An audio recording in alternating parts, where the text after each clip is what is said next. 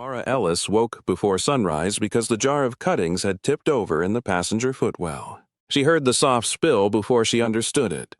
Water sliding across the rubber mat, glass knocking against the heater vent.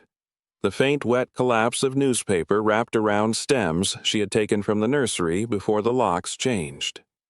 For 3 seconds she lay still in the back of her station wagon under a thrift store quilt, hoping the sound belonged to a dream.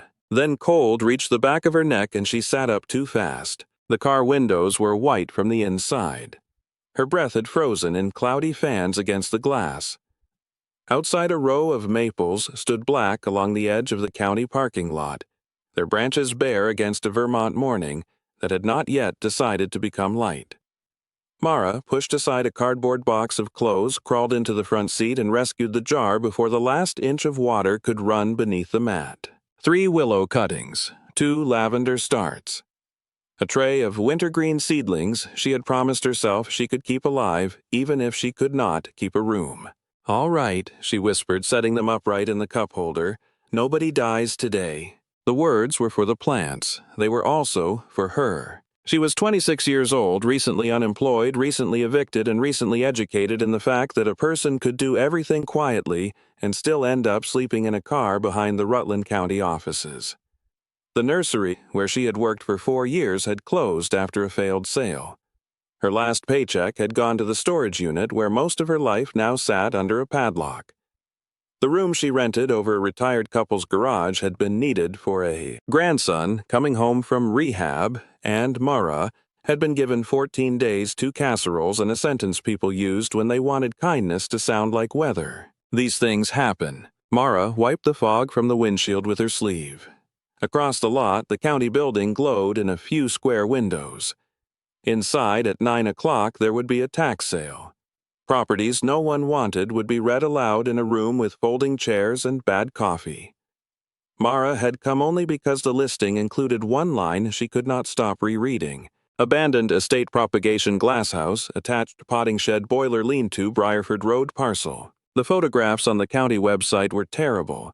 Broken glass, overgrowth, a brick knee wall dark with damp, a long Victorian roofline sagging like an old spine. Every sensible person would see liability, unpaid taxes, danger, expense. Mara had seen benches. Not good ones, not yet, but benches where something had once rooted. By 8:30, she had brushed her teeth in the public restroom, changed into dark jeans that still had nursery soil in the seams, and pulled on a faded olive work jacket over 2 sweaters. Her red knit cap smelled faintly of pine bark mulch. Her cracked rubber garden boots left wet prints in the hallway. The tax sale room held 12 people, most of them men with folders, phones, and the patient expressions of buyers who knew exactly how much decay could be turned into value. Mara sat in the back row with a paper cup of coffee she did not want and her bank envelope inside her coat pocket. $1,600. It was almost everything she had after selling her grandmother's sewing machine, her better winter coat, and the small gold ring her mother had left behind before disappearing into a life Mara had stopped trying to imagine. $1,600 could have bought 2 months of a room if anyone would rent to a woman with no current employer. It could have bought a running start out of Vermont. It could have kept her storage unit safe until spring. Instead, she raised her hand for a ruined glasshouse no one else bid on. The clerk looked over his glasses. "You understand, this is structure only. No residents permitted. No utilities certified. Unsafe access advisory in place." "Yes," Mara said. A man in the second row laughed under his breath. The clerk continued.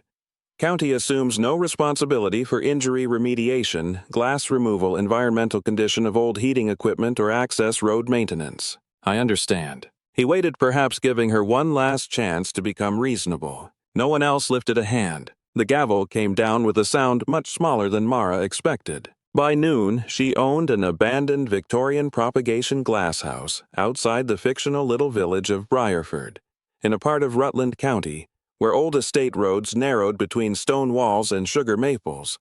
Owned was too strong a word. She held a receipt, a temporary access letter, and a warning packet thick enough to make ownership feel like a diagnosis. Before we continue, if stories like this mean something to you, hit subscribe. And tell us in the comments where you're watching from. We love seeing how far these stories travel. The road to the parcel had not been plowed beyond the first bend. Mara parked where tire ruts ended and carried the county key in one hand, her notebook in the other. Frost whitened the dead grass along the lane. Every breath burned clean in her chest.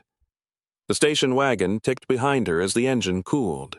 The Glasshouse appeared gradually through overgrown lilac and bare raspberry canes.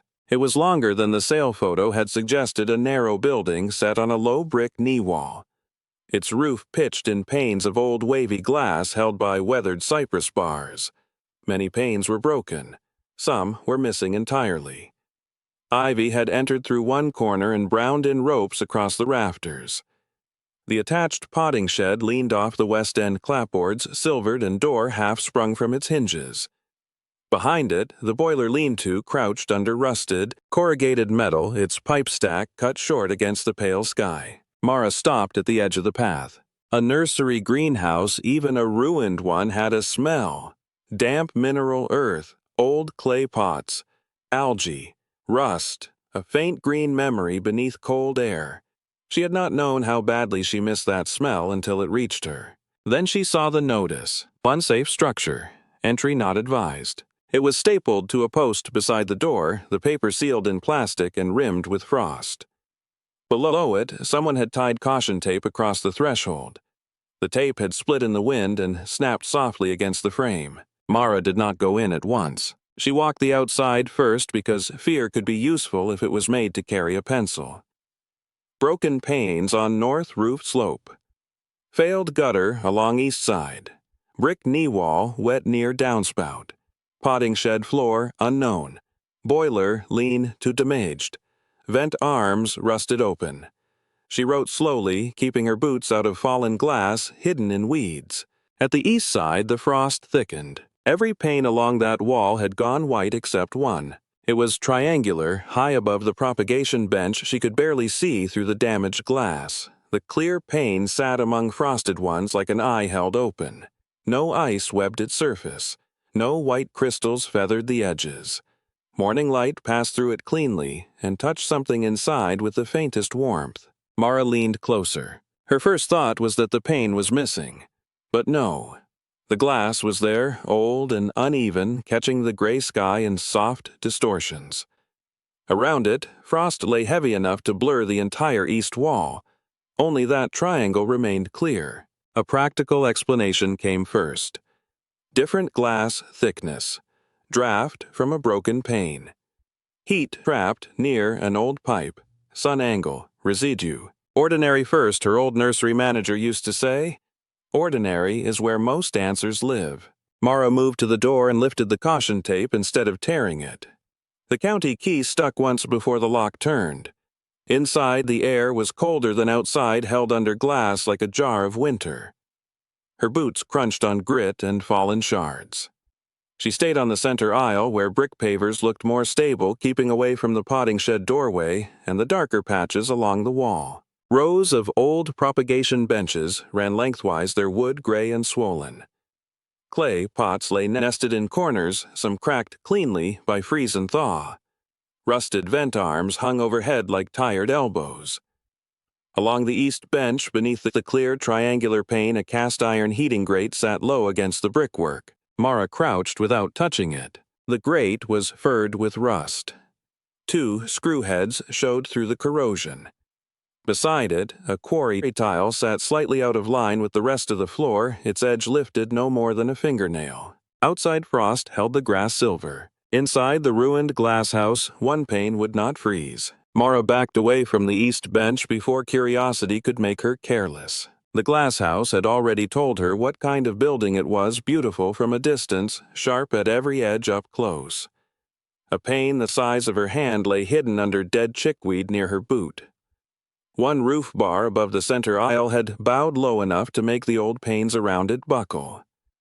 The potting shed door stood open at the west end, but the floor inside had a dark, uneven shine that looked like rot beneath a thin skin of dust. She wrote danger before mystery in her notebook and underlined it. The clear pane waited above her gathering gray morning without frost. Mara spent the next hour moving only where she had already stepped. She photographed the east wall from 3 angles: the cast iron grate, the misaligned quarry tile, the broken vent arm, and the triangular pane itself. She held her glove near the clear glass without touching it and felt no obvious heat. When she breathed on the surrounding panes, her breath whitened and stayed.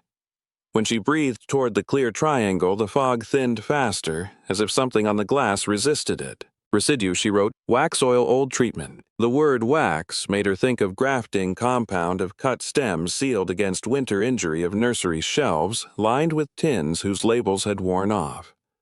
She had used wax to protect wounds in bark, not glass. Still, the thought stayed. Outside, her phone vibrated with a low battery warning, and then a missed call from a number she recognized too late. Her former landlord. Mara stood in the center aisle looking at the name on the screen until it disappeared. He was probably calling about mail or the cracked mug she had left in the sink, or the fact that the grandson had arrived and the room no longer held any trace of her. Nothing in the call would give her a place to sleep. She put the phone in her pocket. The county packet had warned that overnight occupancy was prohibited. It had also warned that unsecured properties attracted trespassers, vandals, animals, and liability claims. Mara read that part twice while sitting on the tailgate of her station wagon with cold hands wrapped around a gas station coffee. "Fine," she said to the empty lane. "I'll guard it from the car." By afternoon, she had dragged fallen branches away from the entrance and tied new caution tape across the potting shed doorway. She did not remove the county notice. She added her own paper beneath it, sealed in a freezer bag. Owner, present, unsafe structure, do not enter. Writing owner made her feel dishonest and terrified. Near 3 o'clock, a green pickup rolled slowly up the lane and stopped where the ruts deepened. The driver stepped out with a wool cap pulled low and a thermos in one hand. He was in his 60s, lean and weather-bent with a gray beard trimmed close, and the careful knees of a man who had climbed too many ladders for too many years. "You Mara Ellis?" he asked. She kept the station wagon between them. "Who wants to know?" "Jonah Price." Ruth Calder at the hardware store said a woman bought the Voss Glasshouse and looked like she had more courage than sense. "I don't know Ruth Calder. You bought roofing tape gloves and the cheapest flashlight she had." Mara glanced at the hardware bag on the front seat. Jonah lifted the thermos slightly. "She also said you were sleeping in your car. I brought coffee because scolding works better warm. I didn't ask for help." "No, you bought a glass building in Vermont in winter. That was louder." He said it without amusement, and that made Mara trust him a little less and listen a little more. Jonah did not enter the glass house at once. He walked the outside, slowly pausing at the brick knee wall, the broken downspout, the sagging roof bars, and the boiler lean-to. He did not touch anything until he had looked at how it failed. "Victorian propagation house," he said. "Estate built it for cuttings forcing winter storage. Hot water pipes under the benches likely fed from that boiler shed. Cypress or cedar bars if they had money. Brick holds heat. Glass kills fast when it lets go. You know glass houses. I know old structures. Plants are between you and God. I'm not religious. Neither are most roofs." Mara almost smiled, then looked back at the east wall. "One pane won't frost." Jonah followed her gaze. The triangle was still clear. By now, the sun had moved behind cloud and frost had softened on the roof, but the east wall remained white except for that one piece of glass. Jonah did not look amazed. He took a sip of coffee and narrowed his eyes. "Ordinary first," he said. "Ordinary is where most answers live." Mara stared at him. "My old boss used to say that." "Then your old boss saved you from some foolishness." Inside Jonah made her walk behind him. He tested the center aisle with the end of a short pry bar, tapped brick pavers, and refused to approach the potting shed threshold. "That floor is lying," he said. "It looks solid. Rot often does, keeps a straight face right up to the fall." At the east bench he crouched with effort and shone his flashlight along the old heating grate. The beam caught the corroded screw heads, the lifted edge of the quarry tile, and a dark line where brick met the pipe trench. "Hot water run," he said. "If any warmth remains, it is not from the boiler. Hasn't fired in decades unless someone enjoys explosions. So why the pain? Could be glass treatment, could be a draft. Could be sun hitting metal under the bench. Could be residue from old horticultural work. You do not pry anything open until the roof above it is braced. I wasn't going to. You were thinking it. She had been. A sharp tick sounded overhead. Mara flinched. Jonah did not move except to look up. A small pane near the roof ridge shifted in its putty bed, then settled. That sound, he said, it is why thinking is not permission. He showed her how the frost told a story if she stopped treating it like magic. Where air leaked through broken glass, frost feathered irregularly. Where old roof bars conducted cold white lines thickened. Near the clear triangle the frost ended in a sharper boundary. Not heat pouring out, not a miracle. A difference in surface. Wax could do it, Mara asked. Wax oil, old sealant, some kind of wash, you tell me. Plants are your department. She looked at the pane again. Above the east bench, surrounded by winter's white breath, the triangle remained clean enough to see through. Beneath it, the bench boards had warped around a dark stain, and the grate sat like a mouth someone had screwed shut. Outside tires crunched on frozen gravel. A second vehicle had come up the lane. This one, a black SUV too clean for the road. A woman stepped out wearing a camel coat, leather gloves, and boots that had never met a greenhouse floor. She looked at the Glasshouse with displeasure sharpened into purpose. Mara Ellis, she called. Mara and Jonah came out together. I'm Celeste Voss, the woman said, handing Mara a business card. My family owns the old estate house beyond the ridge. That structure should have been removed years ago. Mara looked at the name, Voss Property Group. I bought it at the county sale. Yes, for almost nothing because no one responsible wanted the liability. Celeste glanced at Jonah. Mr. Price. Celeste. The way they said each other's names held a history Mara did not have time to open. Celeste turned back to her. I'll give you $3,000 to assign the parcel rights before you get buried in inspection orders. You make a profit. I remove an eyesore. Everyone is spared trouble. 3,000. Mara felt the number before she thought it. Storage food, a room deposit gas, work boots without cracked soles. $3,000 would not fix a life, but it would let her stop waking with frost on the inside of her windows. What would you do with it? She asked. Clear it. The Glasshouse. It is not a glasshouse anymore. It is broken glass and unpaid judgment. Mara looked past her at the clear pane. I'll think about it. Celeste's polite expression thinned. Think quickly. Winter is unkind to sentimental projects. When the SUV left, Jonah stood beside Mara in the lane until the sound faded. Voss built half the trouble around here and bought the other half, he said, related to whoever built the Glasshouse. Old estate belonged to the Voss family, different branches, same appetite. Mara slipped the card into her notebook. Not because she wanted it, but because the offer was now part of the property's weather. By dusk, Jonah had given her 3 rules: do not enter during wind, do not touch the grate, do not sleep inside.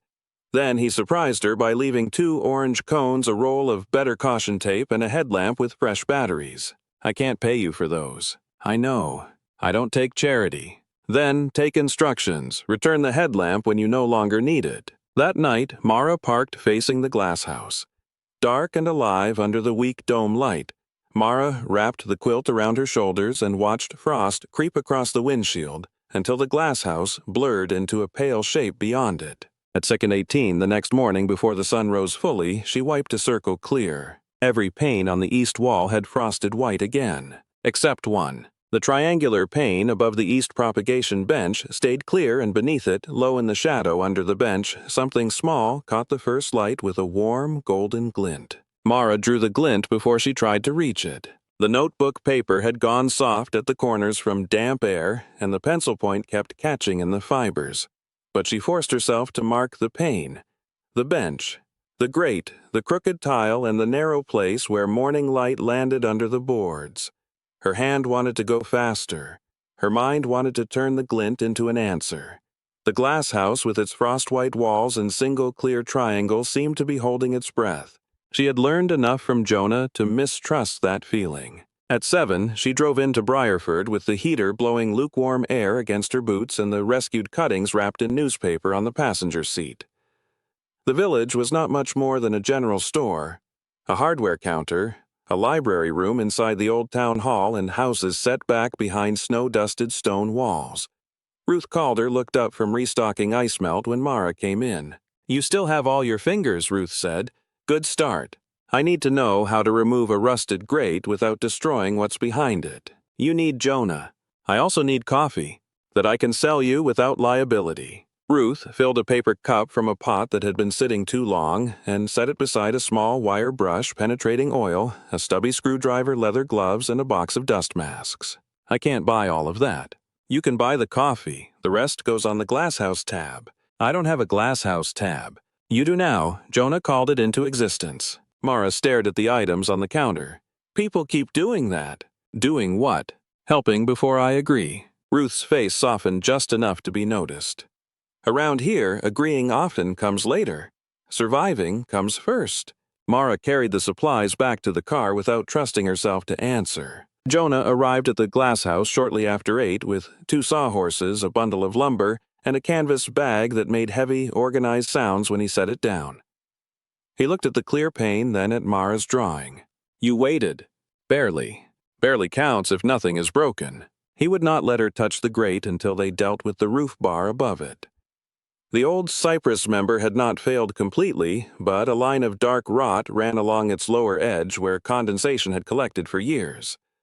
Jonah set a temporary brace beneath the bench-side rail, wedging it between a stable brick pier and a padded block, so pressure spread instead of punching through old wood. "Glasshouses move," he said. "Heat, cold, wet, dry. They are not rigid the way people imagine. If you force one part, another part answers." Mara held the brace while he tapped it into place. "That sounds like people too." "People complain louder." Once the brace was set, they opened the high vent enough to let air move safely through the building. Frost began to loosen on the west panes, but the triangular pane had nothing to shed. It remained clear, and now, with the sun higher, Mara could see faint strokes across its lower edge. Not scratches, marks. She climbed onto the safe paver beside the east bench while Jonah held the ladder steady outside the bench line. With her phone close to the glass, she photographed the triangular pane. The marks appeared only when the camera angle caught them, translucent arcs, slightly yellowed, as if someone had once rubbed wax in a pattern and buffed it nearly invisible. "They point down," she said. "To the grate. To the bench. Maybe both." Jonah grunted. "Then ordinary has become interesting." They started with the grate. Mara brushed rust from the screw heads until the slots showed. Jonah applied 1 drop of penetrating oil to each and made her wait 10 minutes. Waiting, she discovered, was harder than lifting.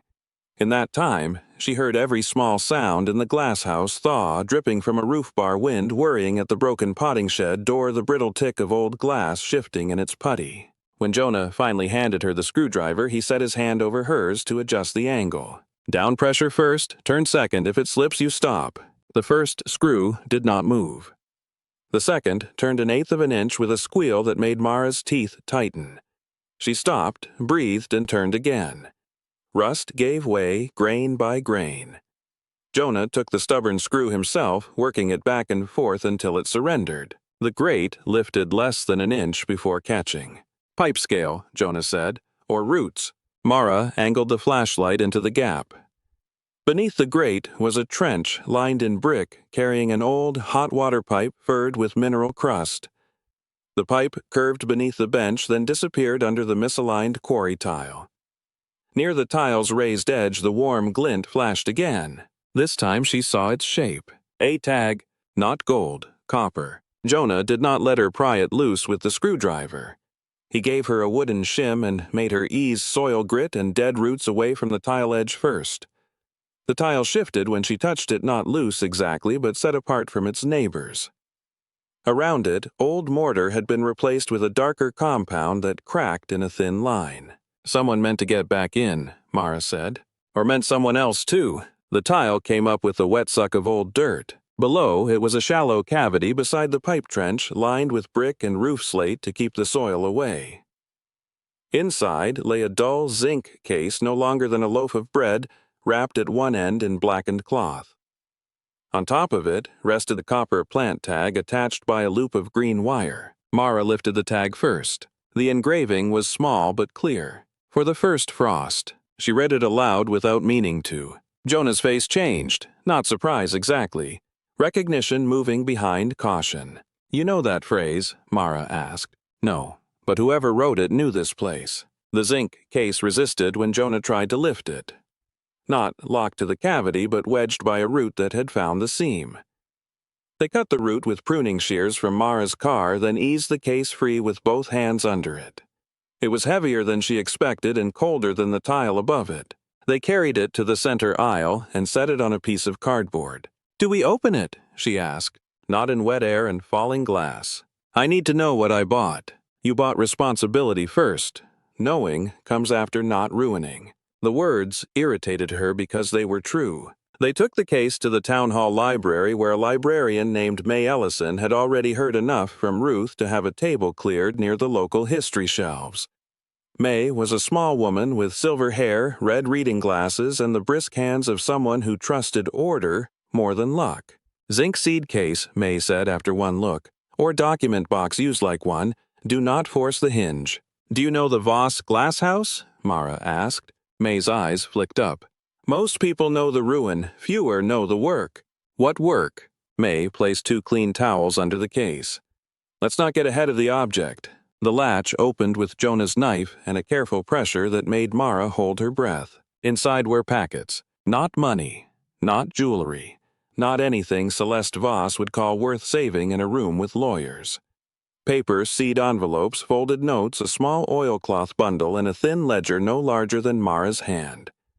The top envelope had been labeled in brown ink Hardy Cuttings North Family's Winter List. Mara felt something inside her loosen and tighten at once. May did not let her handle the ledger until she had photographed the boxes found. Then she opened the first page. Lillian Voss Propagation House Record 1920. The Voss name made Jonah look toward the window. "Celeste's family?" Mara asked. "Same estate," May said. "Not necessarily same conscience. They read only enough to understand the shape of it. Plant names, family names, dates, notes on grafting, cuttings, root divisions, seed-saving, winter distributions. Apple rootstock for a family whose orchard had burned. Currant starts for a widow. Medicinal herbs for a midwife.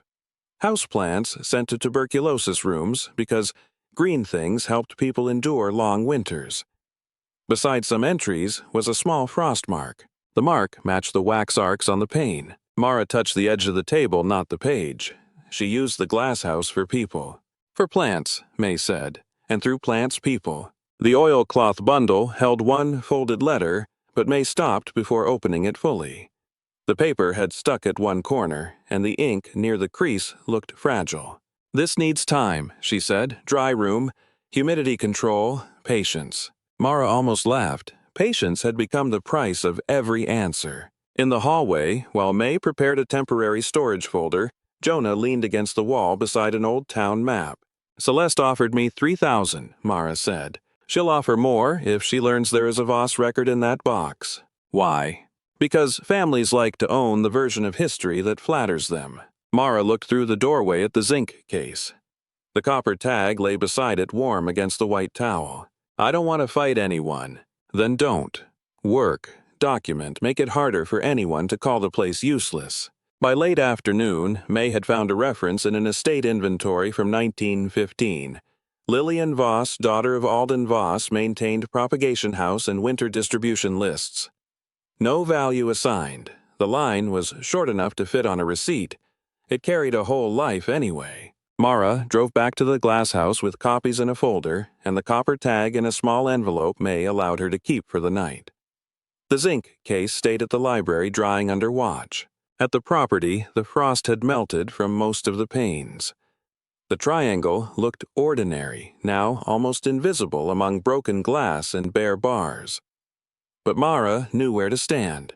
She knew how dawnlight would enter.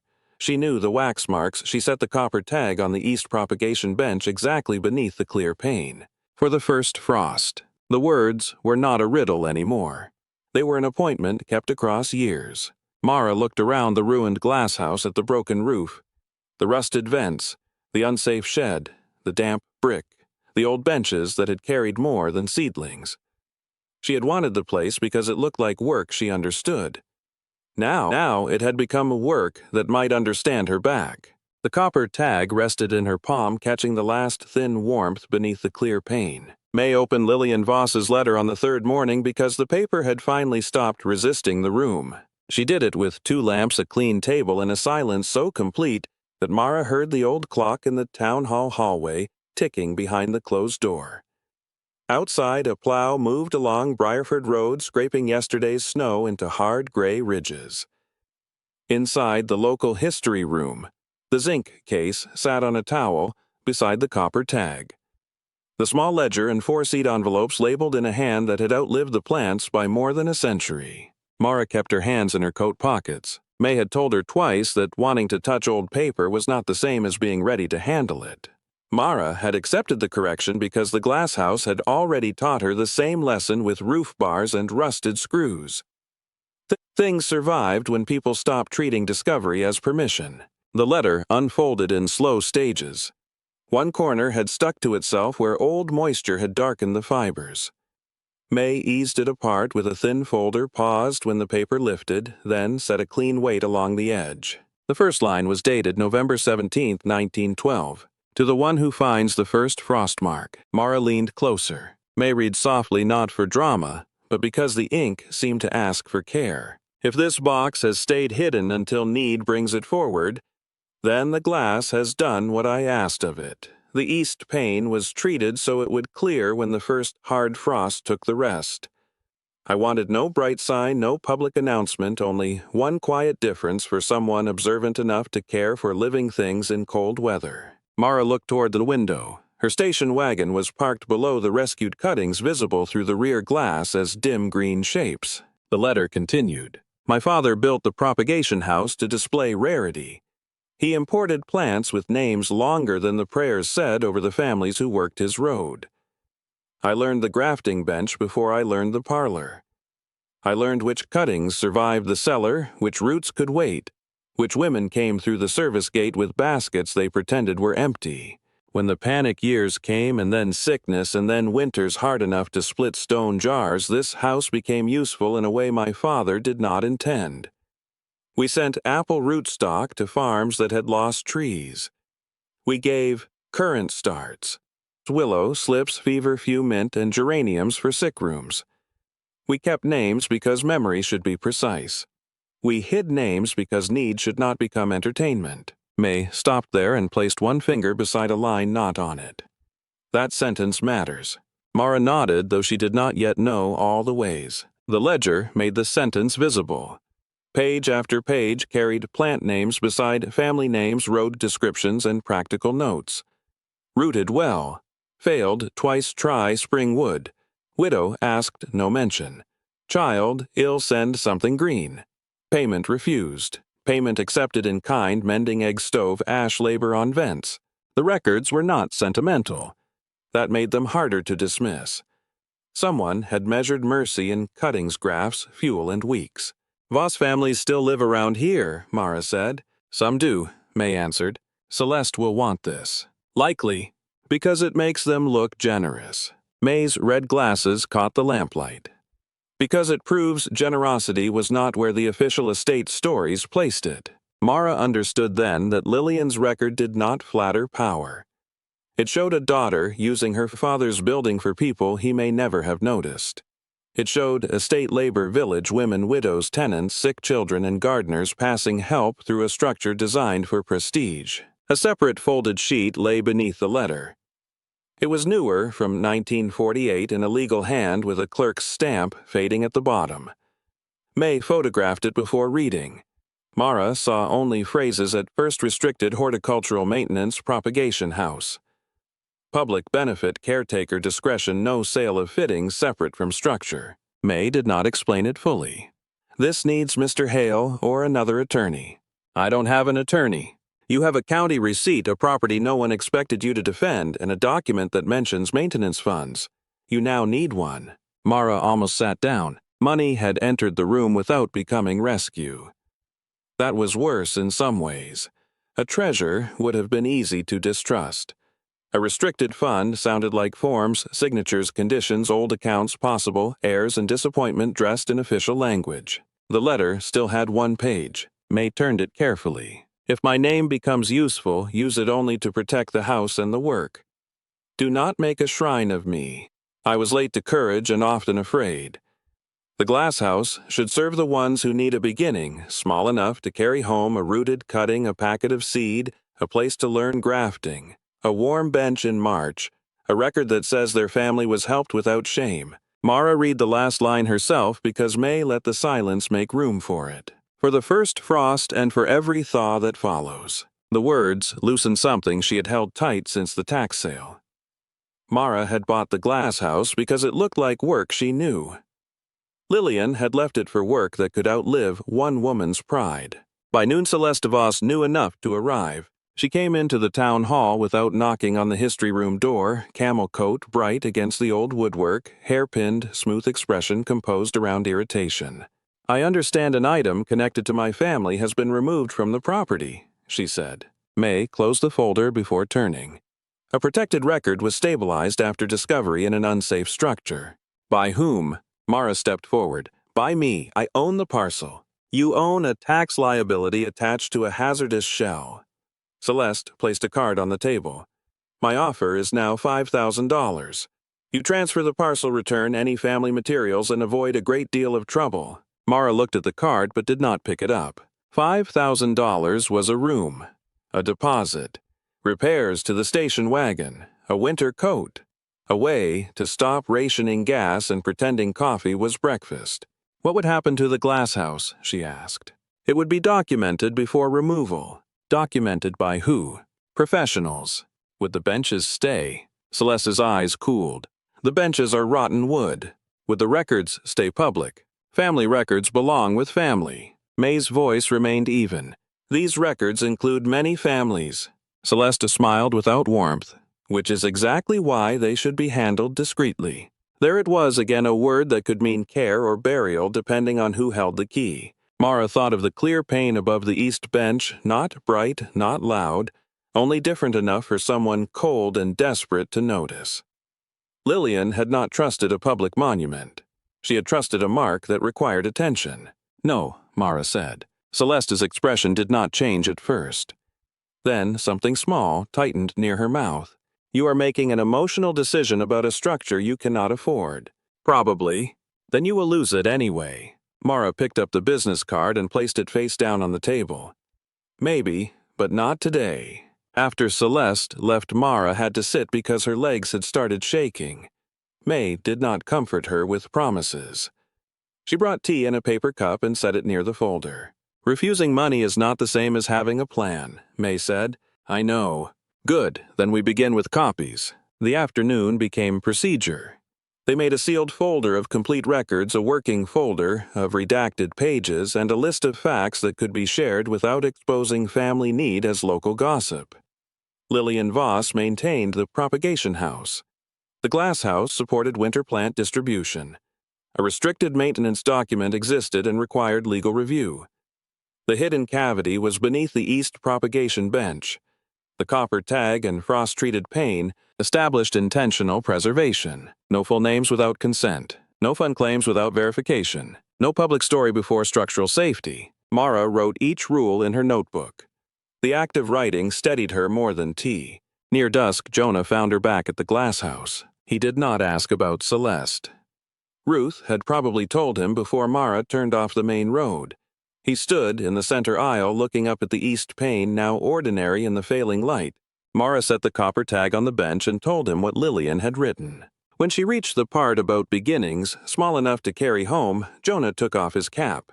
Mara looked at the broken benches, the rust, the frost beginning again along the lower panes. I don't know how to save this. Then don't say save. Jonah put his cap back on. Say stabilize. That is a word with work in it. The Glasshouse darkened around them, but the clear pane held the last gray of the sky a little longer than the rest. Mara placed the ledger copy beside the copper tag and understood both were not treasure but instructions. Stabilize became the first word Mara trusted. She wrote it on a strip of painter's tape and stuck it to the inside of the Glasshouse door. Not save. Not restore. Not prove Celeste wrong. Stabilize. The word was plain enough to hold a hammer. Jonah would not let anyone work until the broken glass above the center aisle was netted and the east roof bar had a temporary post beneath it. Ruth sent orange cones, caution tape, and a used hard hat with Ellis written on the back in black marker because she said people were less likely to ignore a warning if it looked personal.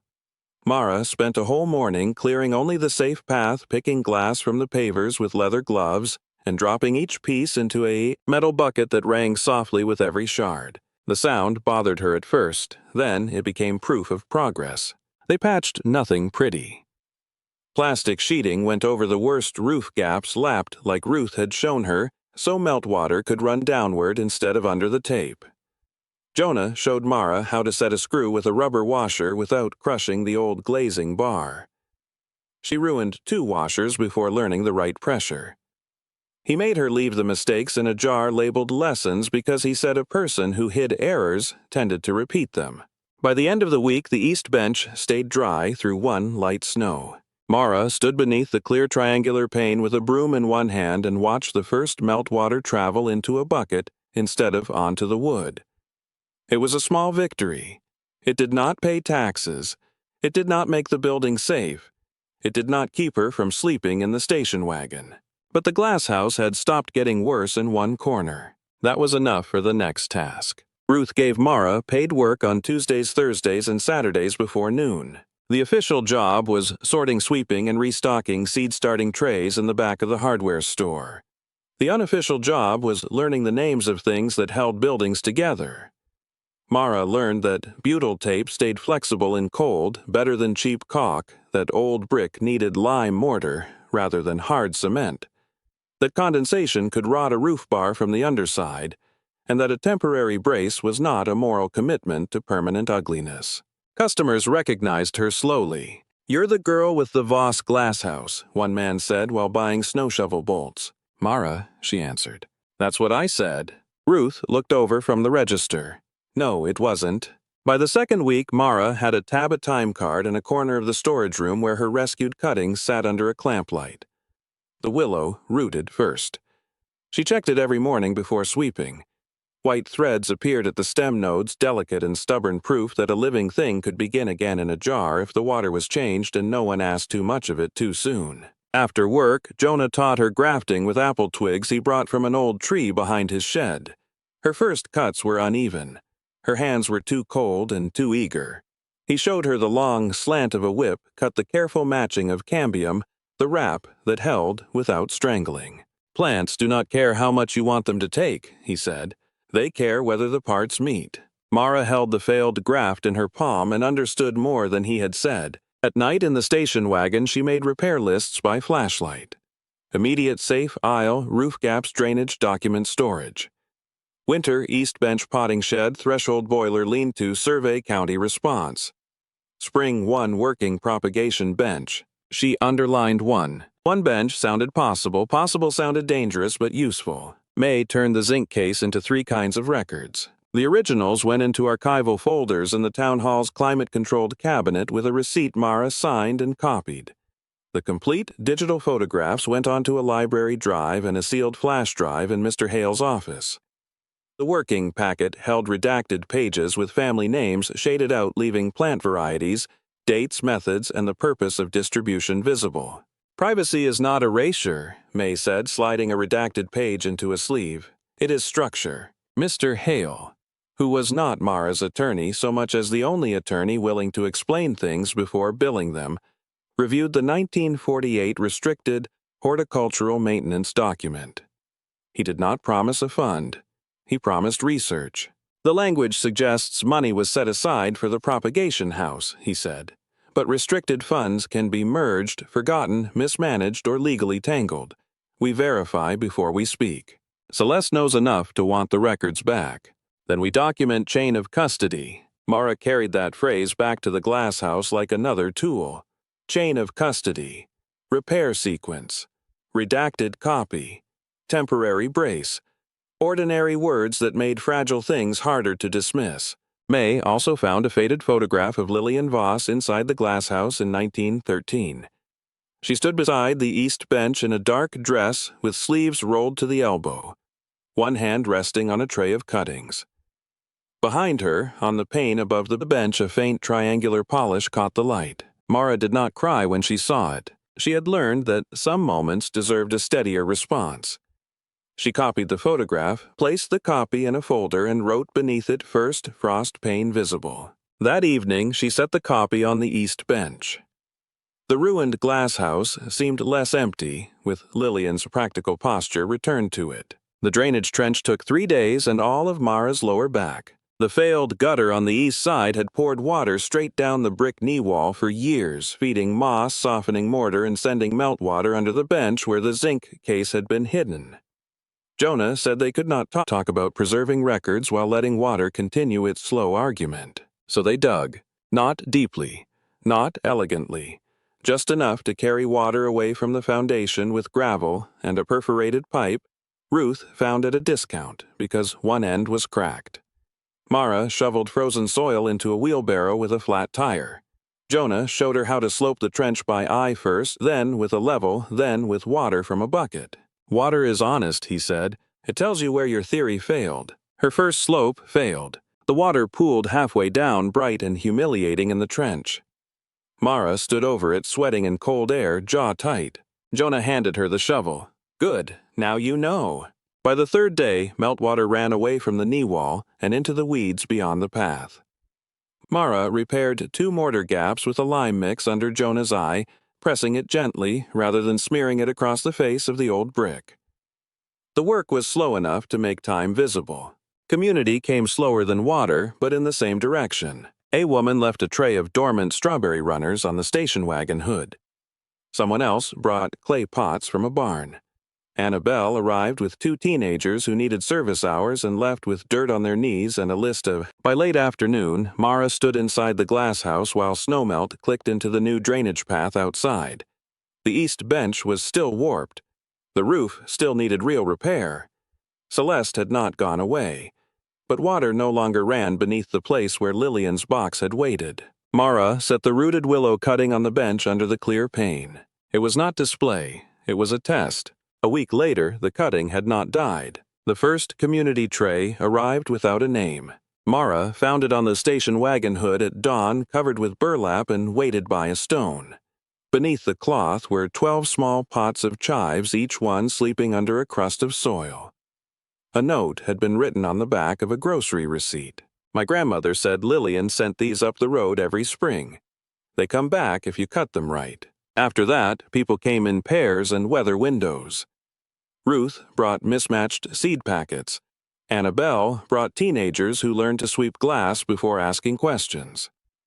An older man from the ridge carried in 3 clay forcing pots wrapped in newspaper.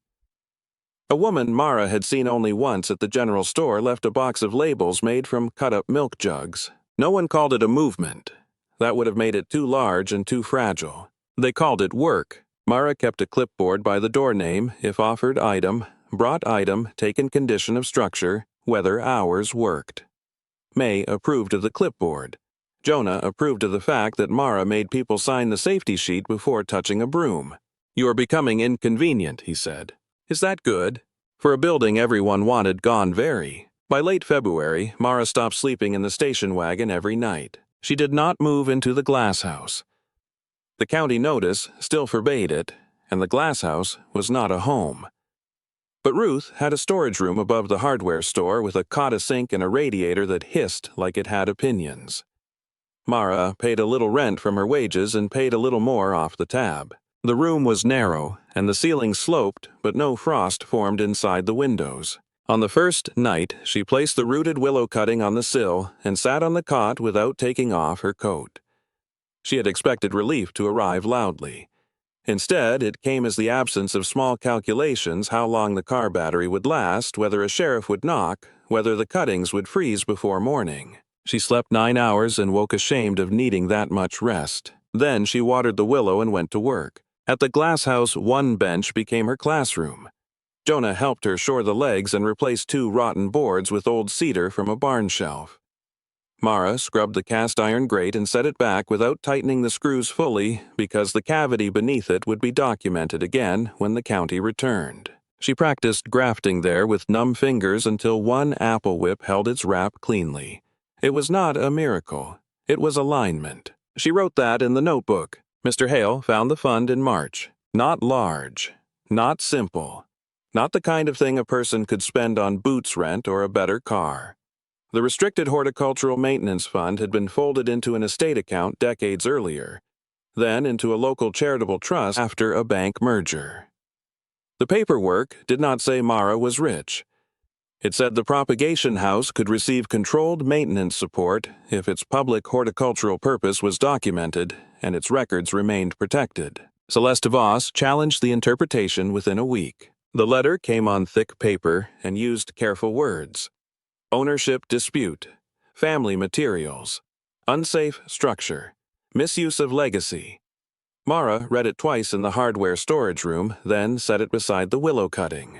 For 5 minutes she considered giving up, not because Celeste frightened her most.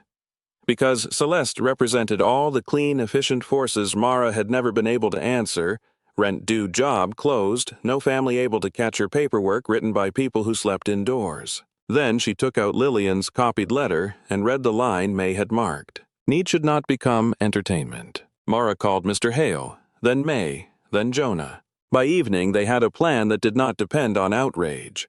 Records, receipts, repair order, redacted history, safety limits, one working bench, one public purpose small enough to prove. The county review happened on a thawing morning. Mud softened the estate path and water ran through the drainage trench Mara had dug wrong before digging right. The inspector walked slowly, clipboard in hand. Jonah answered structural questions. Ruth showed receipts. May brought redacted copies and the 1913 photograph. Mr. Hale brought the fund documents and said little until asked. Celeste stood near the lane in a dark coat, watching the Glasshouse as if it had betrayed her by remaining upright. The inspector was practical. He cared about overhead glass, public access drainage, temporary bracing, and whether Mara understood that good intentions did not make a roof safe. She answered with dates. Temporary brace installed February 6. East drainage completed February 14. Broken overhead panes removed from safe aisle. February 19. Public entry restricted to escorted work periods. Original stored at Town Hall. No open distribution until limited approval. When he reached the east bench, the willow cutting had small new leaves. The inspector looked at it, then at Mara. This is not approval for public occupancy. I understand. It is conditional preservation review. 90 more days, no events, no unsupervised volunteers, no heat source without inspection. Yes. He signed the paper against his clipboard. It was not triumph. It was permission to keep working. Mara held the page with both hands because wind kept trying to take it. By May, the Glasshouse had one living bench. Only one. The rest of the structure still showed every year it had been abandoned. Broken panes remained in sections too dangerous to reach without professional staging. The potting shed floor was blocked off behind a new rail. The boiler lean-to had been emptied of loose scrap and marked for a specialist. Ivy still held one corner of the roof in a grip Mara did not trust. But the east bench was clean-braced, labeled, and warm in morning light, not heated by the old boiler. That system would wait for money permits and someone wiser than hope. The warmth came from sun through repaired glass, black trays set carefully along the bench and brick that held the day longer than Mara expected. The clear triangular pane remained above it. May had helped document the old wax treatment, and a conservator from the college had identified it as a plant-based wax polish mixed with oil, likely renewed seasonally, to mark the place without making it obvious. Mara did not renew it. She left the old mark as it was. The zinc case stayed at the town hall, except on supervised days, when May brought it in a padded box and set it on a table beside redacted copies. The copper tag, however, returned to the Glasshouse. It hung beneath the east bench in a small, locked frame Jonah built from scrap walnut. For the first frost, the restricted fund did not solve everything. It paid for an engineering assessment replacement glass over the safe aisle, proper drainage materials, and a modest stipend for supervised horticultural work. It did not buy a house. It did not erase Mara's debts. It did not make Celeste apologize. It did something quieter. It made the work legitimate enough to survive paperwork. Mr. Hale helped form the Briarford Propagation Trust with the town library holding the records and Mara serving as seasonal caretaker for 1 year renewable if the county continued approval.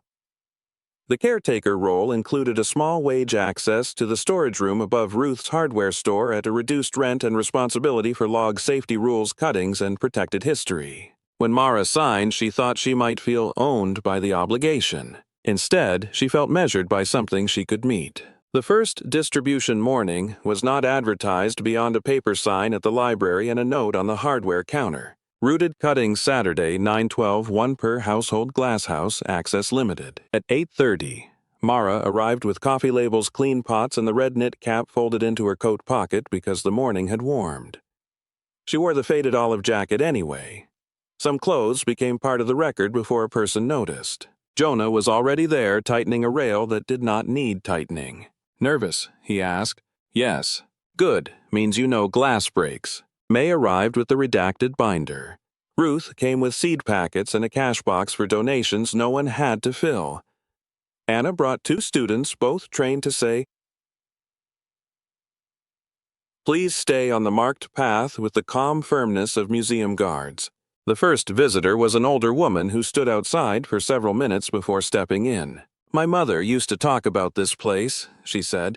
"She said there was a lady who gave her mint when she was small." Mara did not ask her name. She offered a pot of mint and a blank label. "You can write what you want remembered," Mara said. The woman wrote only Mom's Mint. By noon, 23 cuttings had left the East Bench mint, chives, willow geranium currant, and 3 apple grafts. Jonah said were ugly but viable. Some people brought stories. Some brought silence. One man left a jar of coins beside the donation box with a note that read, "Bench money." Ruth pretended not to wipe her eyes by reorganizing seed packets. Celeste came near the end. She did not enter at first. She stood outside the open door looking at the marked path, the repaired glass, the locked display, the single living bench. Mara walked to the threshold. "You can come in if you sign the safety sheet." Celeste looked at the clipboard as if it had insulted her. Then she signed. Inside, she stopped before the photograph of Lillian Voss. For a long moment, neither woman spoke. "My family kept her portrait in a hallway," Celeste said finally. "No one mentioned this." Mara answered carefully. Maybe the hallway was not where her work lived. Celeste's face changed, but not enough for apology. "The records with family names. Protected. Descendants can ask. No one is displayed for needing help." Celeste nodded once. It was not approval. It was not surrender. It was the first honest gesture Mara had seen from her. Before leaving, Celeste placed a sealed envelope in the donation box. Ruth opened it later with witnesses because Mara insisted. Inside was a check restricted to the glass replacement over the East Bench. Not generous enough to rewrite history. Not small enough to ignore. Mara logged it exactly. At closing, she stood alone beneath the triangular pane. The bench smelled of wet soil clay and the green sharpness of mint where a leaf had bruised under someone's thumb. Outside, spring wind moved through the lilacs along the estate road. Inside, the old glass held light in uneven sheets. She took the copper tag from its frame only long enough to clean the dust from the glass. "For the first frost and for every thaw that follows." The phrase no longer belonged only to Lillian. It belonged to the work repeated in small forms, water changed in jars. Names, protected panes repaired one at a time. Cuttings sent home with people who did not have to explain why they needed something living. Mara set the tag back and unlocked the frame. 23 cuttings distributed, no injuries, records protected, East Bench holding. Glasshouse not empty. Outside, someone had forgotten a clay pot on the threshold. Mara picked it up and placed it beneath the bench for next. The sun moved behind cloud. Frost was months away now. The pane looked almost ordinary. She closed the door gently, leaving the rooted trays inside the long repaired strip of light, and walked down the estate path with soil on her hands and a key in her pocket.